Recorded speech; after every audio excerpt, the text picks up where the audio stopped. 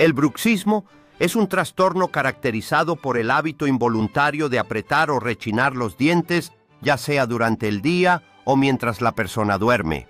Se considera una parafunción mandibular, ya que no cumple con un propósito útil como la masticación. Aunque puede pasar desapercibido en sus fases iniciales con el tiempo, ocasiona desgaste progresivo del esmalte dental, sensibilidad, dolor mandibular, cefaleas e incluso alteraciones en la articulación temporomandibular.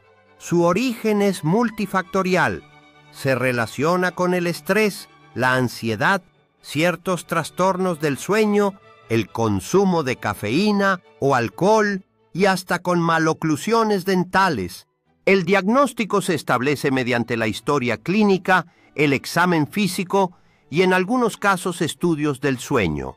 El tratamiento busca reducir el daño y mejorar la calidad de vida. Puede incluir férulas de descarga nocturnas, técnicas de relajación, fisioterapia y corrección dental si fuese necesario. Reconocer el bruxismo tempranamente es clave para prevenir complicaciones mayores y preservar la salud oral.